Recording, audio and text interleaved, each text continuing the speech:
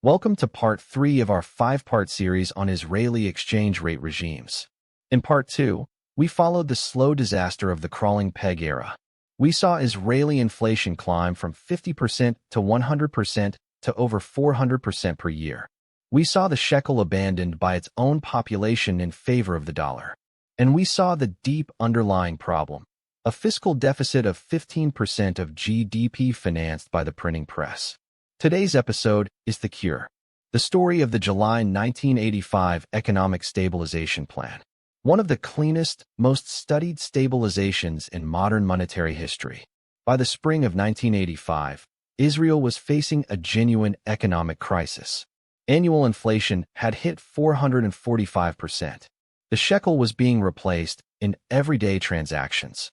Foreign reserves were dangerously low. The government's ability to function was being eroded. Almost every senior economist agreed that radical action was needed. But what kind of action? And could it succeed politically? The Stabilization Plan was launched on July 1, 1985, by a coalition government of right and left. The fact that two ideologically opposite parties agreed to it is itself remarkable. The plan was deliberately heterodox, combining tools from many different schools of economic thought into one coordinated package. At its heart were 4 pillars. First, a sharp fiscal correction. Second, a wage and price freeze. Third, a fixed exchange rate as the new nominal anchor. Fourth, a coordinated stop to central bank financing of the government deficit. None of these tools alone could have worked. Combined, they broke the back of hyperinflation in 3 months. Let's take each pillar in turn. The first pillar, fiscal correction, addressed the root cause. Government spending was cut sharply. Subsidies were slashed. Public sector wages were frozen. The deficit was reduced from 15% of GDP to under 3% within a year. This was the indispensable foundation. No exchange rate regime, no monetary trick, no stabilization plan can succeed without the fiscal discipline behind it. The second pillar was the wage and price freeze. Workers' unions agreed to suspend their indexation clauses. Employers agreed to freeze prices. The freeze did not last forever. It was a 3-month emergency measure designed to break the inflation expectation cycle. By preventing the immediate post-stabilization rounds of price increases, the freeze gave the other policies time to take hold. The third pillar, and the heart of the story for our series, was the fixed exchange rate. The shekel was pegged to the US dollar at a specific rate. The Bank of Israel publicly committed to defending this rate. This was the new nominal anchor.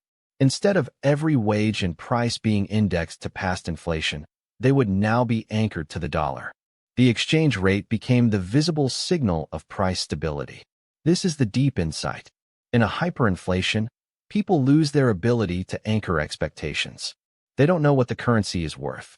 They don't know what a normal price level looks like. The fixed exchange rate solved this by providing a visible, daily reference point.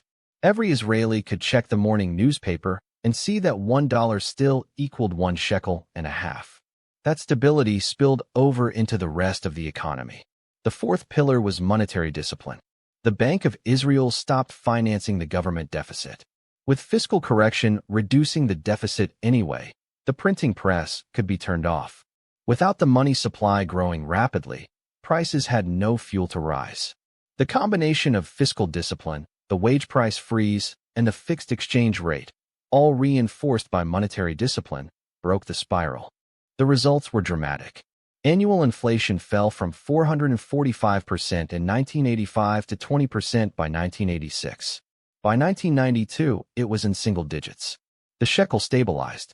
Foreign reserves rebuilt. Confidence returned. The Stabilization Plan is studied in every macroeconomics course because it demonstrated something theory had argued but rarely observed, that hyperinflation can be stopped quickly when a credible, coordinated, multi-instrument package is deployed. But the plan was not a free lunch. There were costs. Unemployment rose. Economic activity slowed in the short term. The shekel, fixed at a high real exchange rate, made Israeli exports expensive.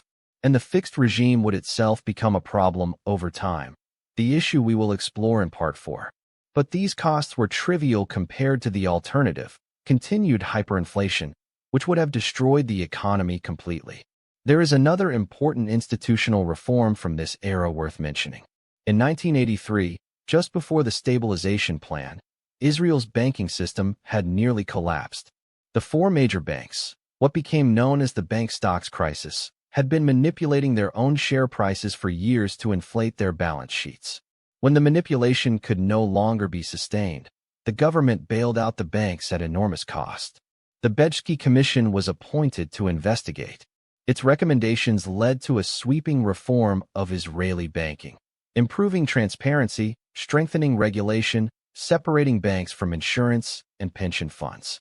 The cleanup of the financial system was an important precondition for the success of the Stabilization Plan.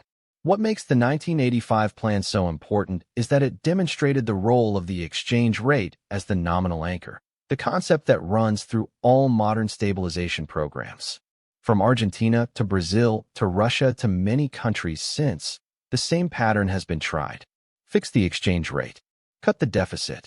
Stop printing. Wait for inflation to fall. Most attempts have worked, at least initially. The Israeli plan was unusual for the speed and durability of its success. Why did it work in Israel when similar plans failed elsewhere? Two reasons. First, the political coalition was broad and credible.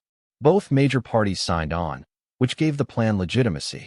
Second, the fiscal correction was real and immediate, not promised for the future.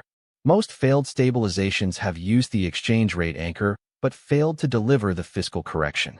They restore stability for a year or two, then collapse. Israel did the hard work first, but fixing the exchange rate at one specific value carried a hidden cost. Israeli inflation, even at the new much lower rate, was still higher than American inflation. Year after year, the real exchange rate, adjusted for the difference in price levels, kept appreciating. Israeli goods became more expensive in dollar terms. Israeli exports began to suffer. By the late 80s and early 90s, this hidden problem of the fixed regime became visible.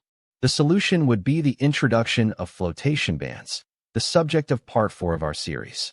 The 1985 Stabilization Plan stands as one of the great success stories of modern macroeconomics. It proved that hyperinflation is not a permanent condition, but a solvable problem when the political and economic conditions are right. It demonstrated the power of the exchange rate as a nominal anchor. And it showed that exchange rate policy, fiscal policy, and monetary policy are not separate tools. They must work together. No single instrument can solve a deep macroeconomic crisis. Coordination across all of them is essential. In Part 4 of the series, we will explore what happened next, how the fixed regime, brilliant for breaking hyperinflation, became an obstacle once stability was achieved, how Israel transitioned through horizontal and then diagonal flotation bans, and how the elegant Krugman-style target zone bridged the gap between Israeli inflation and global stability. If you find this story compelling, please share this video with someone who would enjoy understanding how a country actually escapes from hyperinflation. And subscribe to Macroeconomics with Michael for parts 4 and 5 of the series.